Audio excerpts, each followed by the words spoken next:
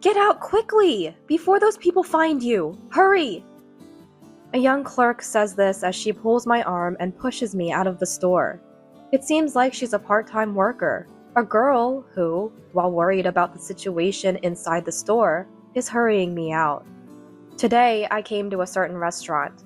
It was to meet my precious daughter, who was taken by my ex-husband Darren when we divorced.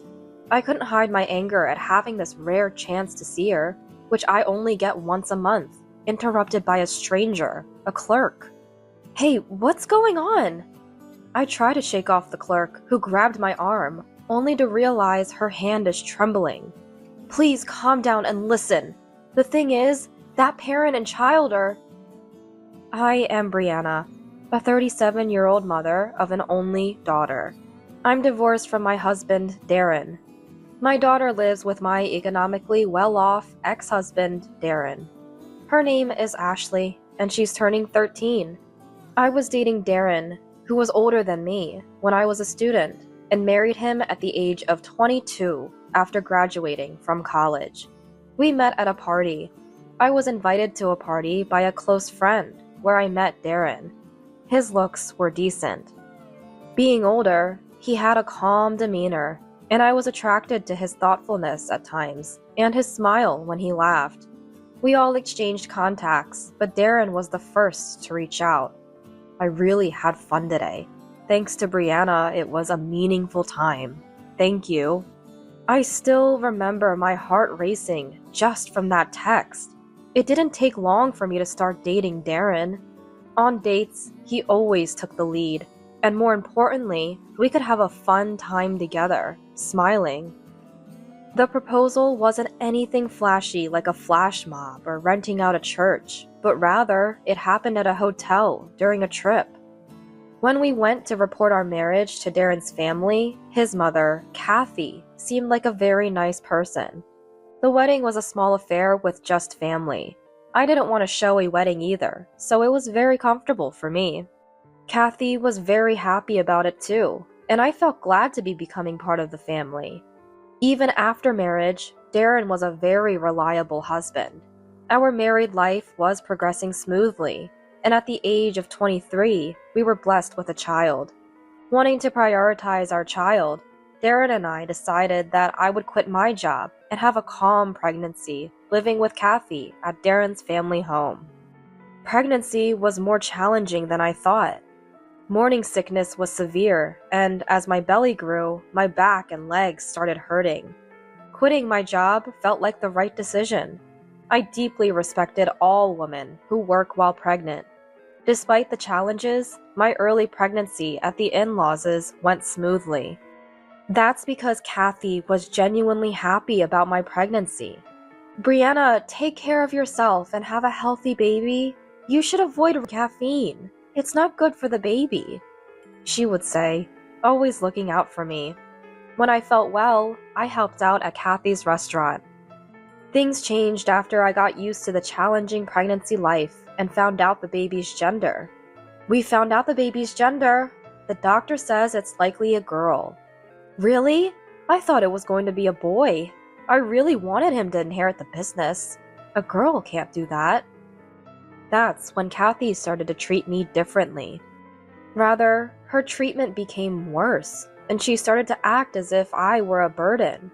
Moreover, even though the child wasn't born yet, "Next time, have a boy," she would say.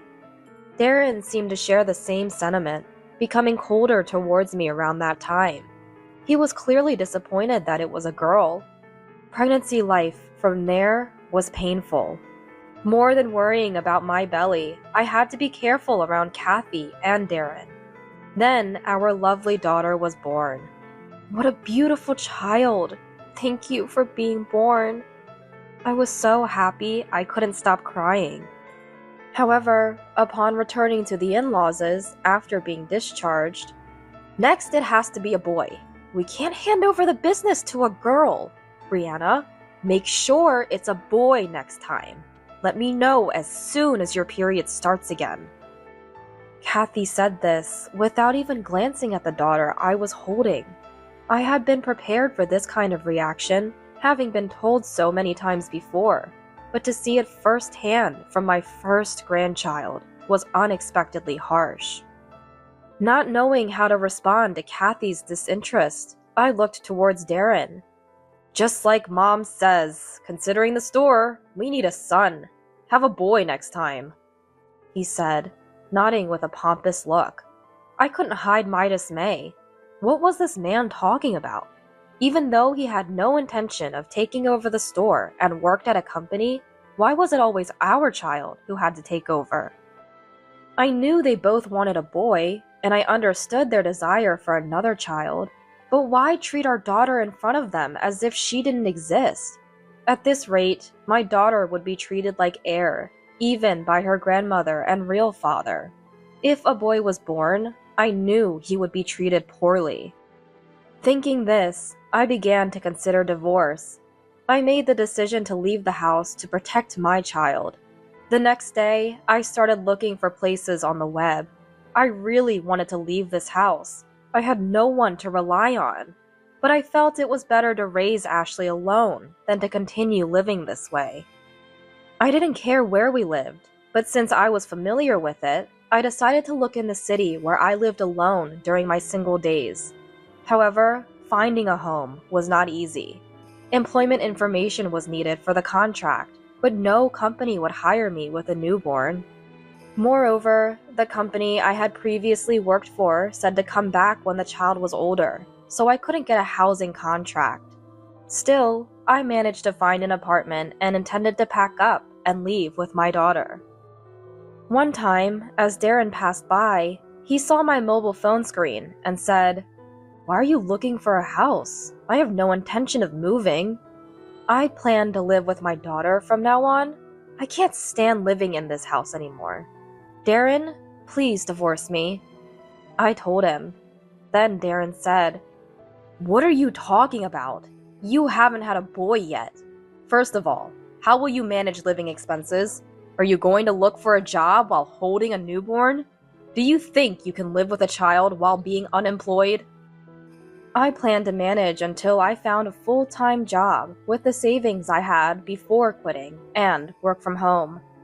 "Fine, if that's what you want, I'll give you a divorce, but there will be no division of property. If you're okay with that, I'll divorce you." Darren finally agreed to a divorce, so I prepared to find the next house and move out happily. Then, one day, when I was about to sign the divorce papers and submit them with Ashley, I couldn't find Ashley anywhere in the house. "Hey, where's Ashley? Where did she go?" "I won't give up Ashley. It can't be helped. She's also a candidate for succession." "What do you mean? That's not what we agreed on." "If you have a complaint, let's settle it in court. Think you can win the custody battle as an unemployed?" I clenched my back teeth at Darren's words. Eventually, Darren and I couldn't agree, and it really came to a custody battle. During that time, I couldn't divorce, and Kathy and Darren didn't hide their malicious attitude towards me. The custody battle, which took 6 months, ended in my loss. I had savings, but moving used up a significant amount, and now I was unemployed. Being unemployed for 6 months limited my options for childcare, and as I began looking for work, I was a low priority. On the other hand, Darren was financially stable, and Kathy was there during the day. Even though she ran a restaurant, she wasn't always in the kitchen or store, and Kathy could handle taking Ashley to and from nursery in the future. Considering Ashley's well-being, it was judged that living with Darren and them was better. Deemed unfit by my public institutions to raise Ashley, I was driven out of my in-laws' house in despair. I sat in my small apartment, hugging my knees and crying for hours, then resolved anew to get a stable job and stabilize my life. Then try again to regain custody of Ashley. The job hunting that initially didn't go well finally succeeded because I didn't give up, thinking for Ashley. After successfully receiving a job offer in sales and completing my training, I contacted my ex-husband, Darren. "I've got a new job and my life is stabilizing, so Please, let me take our daughter. The court ruled in our favor. If you want to change the custody, you have to apply again. Ashley is trying hard to get used to this life, and here you are, thinking only about yourself. Well, I'll allow visits. Once a month should be enough. Initially, I was speechless at Darren's words, but I continued to pay $300 in child support every month for Ashley's sake and looked forward to our monthly visits. The baby Ashley showed me a new side of herself with each visit as she grew. While I was happy to see her growth, it was truly frustrating not to be able to witness it by her side. The time I spent with Ashley was genuinely happy for me. I didn't want to miss out on her growing up anymore. Working hard to see Ashley, my life became about just that. As time passed, Ashley grew. She began to speak in 2 to 3 word sentences and started to walk unsteadily after holding on to things. By then, my income had increased, and I told Darren again that I wanted to take Ashley back. However, Darren said, "With that income, it's impossible to raise her stably. Do you plan to leave her somewhere all day while you work? At our house, even if I'm not there, Mom is. And she's popular at the shop because she's cute. Working from morning till night and only seeing her at night? That's a sad life. What a terrible mother." He refused to hand over custody. When I called Darren to see Ashley, now a school-age child, "I have time to see Ashley this Sunday." Ashley said she has plans with friends that day, so it seems she can't meet. "Can we make it another day then?" "I'm busy too, so this month that was the only day. Let's try next month." He declined. I wanted to see Ashley. I didn't want to miss her growing up anymore. Sometimes I wondered what Ashley thought about all this. She's no longer just a cute toddler. She has her own will, and she's starting to become rebellious. Does she want to see a mother who hasn't been able to raise her properly? I was plagued with such insecurities. I figured it was a time when a school-aged child would want to play with friends. Inevitable. From that day, visits with Ashley gradually became irregular and less frequent. Scheduled dates were often broken at the last minute because she wanted to play with friends or had lessons. I was anxious but wondered if forcing her to meet when she didn't want to was really what a mother should do. For now, I focused on earning a stable income that would satisfy Darren, hoping to live with my child someday. Dreaming only of that, I worked and saved money steadily. But as Ashley became a junior high student, she became busy with clubs and studies, making it harder to meet. While continuing to pay child support, I never failed to save for a life with Ashley. I reached my limit. I wanted to see her, even if just for a little bit. I wanted to talk. Reaching my breaking point, I called Darren. "Can't you make some time for us to meet? I haven't seen her at all since she started junior high." "Hey, are you really using the child support for Ashley? Not just for yourself? If I can't see how Ashley is doing, I might consider consulting the appropriate authorities.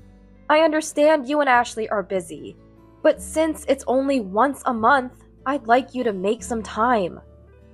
After a pause, Darren said, "Okay, I'll check with Ashley, so wait a bit." And with that, he ended the call that day. A few days later, I received a message that we could meet at a nearby restaurant for a short while after Ashley's exams, before she went to her cram school. I was truly looking forward to meeting Ashley. It had been a long time since our last reunion. I wondered what would be a good present for Ashley, now a junior high student. Just thinking about it made my heart leap. I worked hard for that day. On the day of our meeting, I arrived at the nearest station an hour earlier than the scheduled 2 p.m. and spent the time browsing a nearby department store, feeling more nervous than ever. The joy of meeting after so long and wondering what kind of conversation I would have with Ashley, now a middle schooler, was mixed with the fear that she might think meeting with me wasn't worth skipping her time with friends. What if my rebellious daughter gave me a cold response, different from before? What if we ended up not talking at all, just looking at our mobile phones? Should I say something about it? The more time I had, the more I overthought everything. I regretted arriving too early, wishing I had timed it exactly when it was 1:40 p.m. It's a bit early, but maybe it's okay to go now. 1:45 p.m. I entered the restaurant we were supposed to meet 15 minutes early. A young part-time worker, wearing a mask and with long hair covering her eyes, greeted me. "Welcome! I'm a bit early, but I have a meeting at 2 p.m. After giving my name and mentioning Darren and Ashley, "You are," the worker said, then looked as if she was about to cry, and said, "Run away now, before you're found, quickly!" I was bewildered. "What do you mean?" "The person you think is your daughter isn't actually your child. She's Layla, a child not related to you by blood." Confused by what she was saying, "This way." She led me outside through the back door of the store. It might be hard to believe, but that child is Layla, the child of Darren's current wife. I was lost for words. When did he remarried? It wouldn't be strange for him to have remarried over the years. There's no obligation for an ex-husband to report his marriage to his ex-wife. As I thought this, the worker frowned and looked at me determinedly. "Did you know that Darren was having an affair while you were married?" "What?" I was shocked. That person, who was always with Kathy, had time for such a thing? At the same time, I doubted the truth of what this girl was saying. As I hesitated, she continued. "It seems he was two-timing before he met you. After you divorced, Darren immediately married his affair partner. Layla is now a high school student. So, the child you've been meeting for the past few years is Layla, born from Darren's affair, not your daughter." I needed time to process everything in my head. A lot of information is going through my head. Affair. The child is Layla, not my Ashley. Then, where is my daughter? Confused, I asked her, "How do you know such private details?" "Layla is my senior here, working part-time. She boasted about how she and her dad have been deceiving you. I heard about Darren's affair and how you've been paying child support for a fake daughter from Layla." Wiping away my tears at the worker's last words, I decided what I needed to do next and quickly left through the back door. I called the police, and after waiting 10 minutes, I headed to confront Darren and Layla with the officers. I had informed the police that I was a victim of fraud, that the perpetrators were here, and asked for them to come quickly. Heading back to the entrance of the store, this time not alone but with the officers. The staff, surprised to see the police, different from the one I met earlier, wore a manager badge. I explained the situation and approached the table where Darren and Layla were waiting.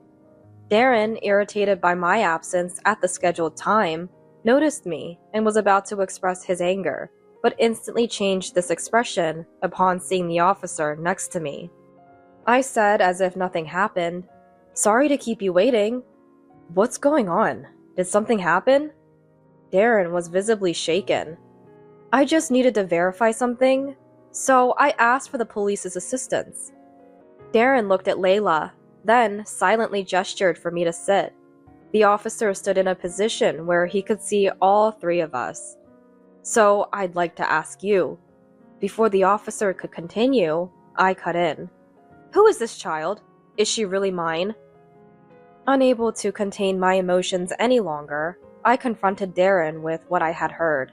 With the officer mediating, Layla remained silent, looking down the whole time. "That's just a made-up story. This child is yours. Right, Ashley?" Layla nodded with a charming smile and called me Mom. "Could you please show us your daughter's student ID?" The officer asked calmly, causing Layla and Darren to visibly panic and become flustered. When the officer kindly asked again to see the student ID, Layla, with a face about to cry, slowly took out the student ID from her wallet in her bag. The student ID clearly had the high school's name and Layla written on it. This child was not Ashley.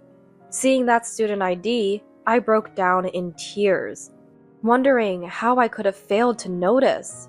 I had thought for a while that my daughter's demeanor had changed.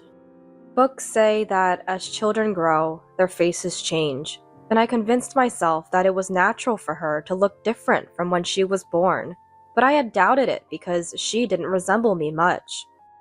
However, since she looked a lot like Darren, I convinced myself she was just like her father. I didn't want to bring up this doubt and risk not being allowed to see her.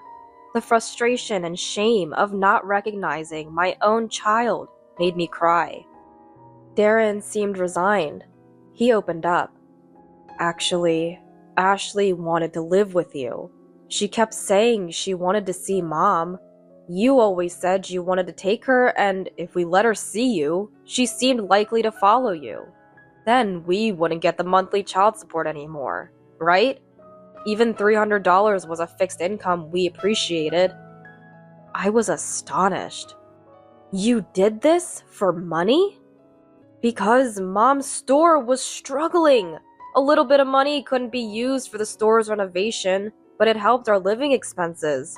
But I'm sorry, okay? That should be enough, right? There's no way I can forgive this. Give me and Ashley our time back. Ugh, come on. How much do you want? $500? Don't joke with me. You say you're bringing my daughter and then bring someone else? I'll sue you for fraud. I declared. However, Darren's face visibly tensed at the mention of a lawsuit. It's not like I stole anything, so it can't be fraud. The child support was for the child, and I used that money for her living expenses. You didn't even realize Layla wasn't your real daughter, and now you're acting all high and mighty. Besides, are you sure you want to say that? You might never see Ashley again. Darren said this confidently, perhaps as a threat, smirking in a way that was disgusting. I responded to Darren confidently and clearly. It's okay, I've already seen Ashley. When? How? Darren slumped his shoulders. As if waiting for this moment, the part-time worker who had taken me to the back door earlier approached. Seeing the worker, Darren's face turned pale and he grimaced. Indeed, the young part-time worker who had led me to the back door was my daughter, Ashley. After being taken to the back door and hearing about Layla, the worker lifted her hair near her eyes and removed her mask, saying, I've been waiting for you, Mom. I'm Ashley. What? Was the child I thought was my daughter Layla and this worker in front of me, Ashley? My mind was in a panic. However, this child, who removed her mask and lifted her hair, resembled me in some way. Her height and hair texture were similar, but that was it. Ashley took out her wallet from her pocket and showed me her student ID, which clearly had Ashley's name on it. Really, Ashley? Yes, Mom, I've missed you. Saying so, Ashley clung to me. Ah, this smell, this sensation. It reminded me of when I held newborn Ashley. The grown Ashley would be entirely different from the 0-year-old. However, as a mother, I was convinced by an inexplicable sensation that the child clinging to me was Ashley. I hugged Ashley tightly. We both cried. I asked Ashley about her life. This restaurant was run by Kathy and Ashley, who had been living with Darren's family, was made to work hard here.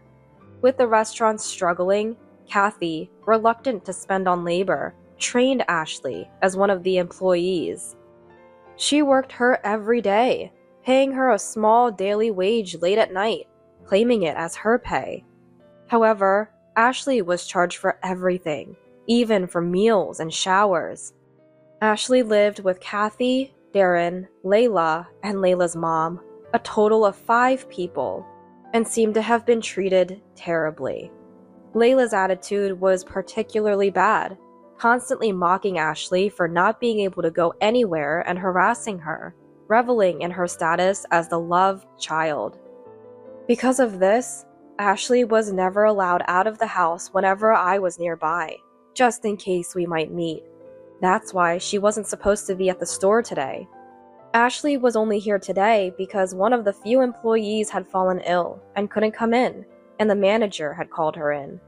Moreover, the manager did not know about Ashley and Layla's relationship.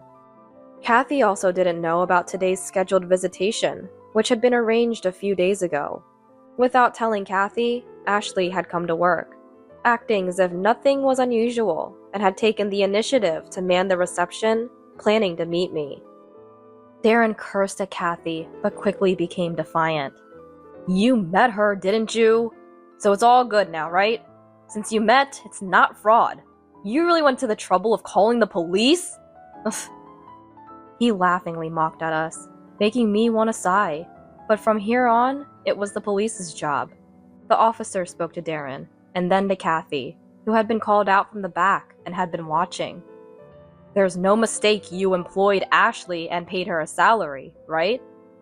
"Of course! We didn't make her work for nothing. We paid her wages. Kind, aren't we? Is there a problem?"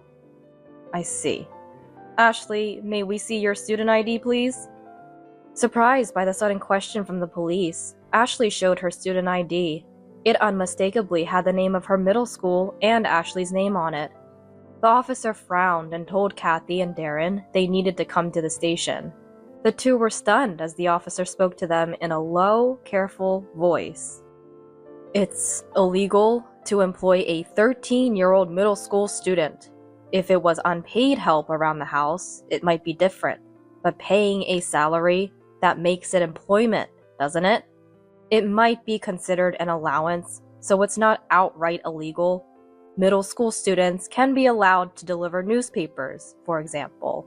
But helping in a food service establishment is a bit... Anyway, we'd like to hear the full story, so please come with us." The two stood frozen as the officer led them slowly to the police car and then left. Afterward, Kathy and Darren were arrested under the Child Welfare Act. While careful verification was underway regarding whether Ashley was truly an employee, their day-to-day living conditions were undeniably illegal. When Darren was arrested, Layla's mom took her daughter and fled as if running away. They are currently going through a divorce with Darren. With no adults left in Ashley's home, I finally gained custody of Ashley. Seizing this opportunity, I rented a suitable apartment for the two of us to start our new life together. I make sure to finish work as early as possible so I won't be late for dinner with Ashley. Ashley has gotten used to her new school life, telling me about her friends, teachers, and the badminton club she wanted to join, among other things. Of course, she talks about her studies too. "Math is really hard, isn't it? Were you good at math, Mom?" Ashley asked me. I was more of a science person, so I was okay at math, but not so much with social studies. "Then can you help me with this part? Let me see. This problem here is..." As I wrote down equations in her notebook, I explained how to solve them to Ashley. "Oh, I see. So that's how you solve it. Thank you. This was my ideal, you know. Being able to ask about something I didn't understand at school, and then bragging to my friends the next day that I could do it. I never had that at home before. I'm counting on you from now on, Mom." Such ordinary days are so precious to me that they bring tears to my eyes. While it's regrettable that I couldn't be by my daughter's side for many years, I'm determined to continue striving to ensure she can live a happy life from now on. For now, I just want to enjoy our reunited parent-child life after so many years.